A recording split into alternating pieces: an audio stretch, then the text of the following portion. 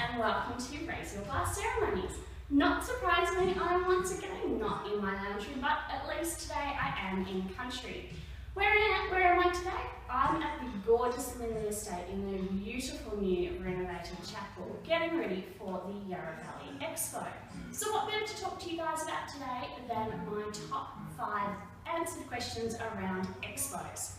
Number 1, most importantly, do I need to go to an expo?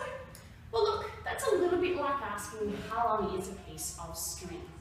My guidance would be it really depends on how experienced you are around weddings. So for instance, when I got married, I've been a bridesmaid 3 times, I've probably been to about 20 odd weddings, and knew most of who I wanted my suppliers to be. So probably wasn't going to get much out of an expo.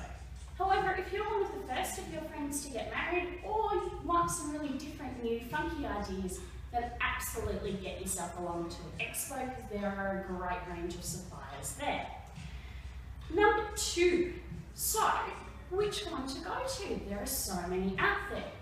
You are correct, yes. In fact, at last count, there are 83 expos that run in Victoria, and in fact, if you want to know exactly where all the expos are, check out the link that'll be at the bottom of this video that my awesome friend Sarah, who is also my videographer today, has compiled together of expos in Victoria. Again, something to think about when you think about where is, what is your day all about? If you're looking for local suppliers, it makes sense to go to a smaller regional expo, a little bit like the Yarra Valley Expo today. If you're thinking of a themed wedding, try and find a themed expo. I went to the Vintage Bride Expo a couple of weeks ago.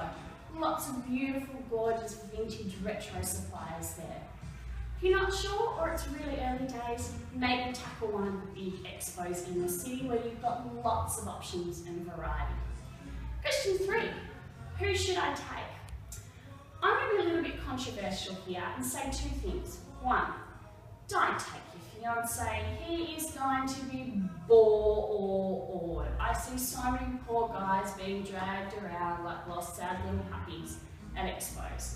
So unless he's as excited as you are about the wedding, perhaps leave him at home. Second little tip here, don't take your entire bridal party. So often I see bridesmaids or brides waiting for the other 16 of the group to catch up. It takes you 8 hours to get around the expo. My advice, pick 2 people, mum, bridesmaid, whoever is going to be honest and constructive and helpful. Remember, an expo is about information gathering. It's got to have a purpose. So make sure those people are actually going to be there to help you. Number 4, when you're planning, should I go to an expo?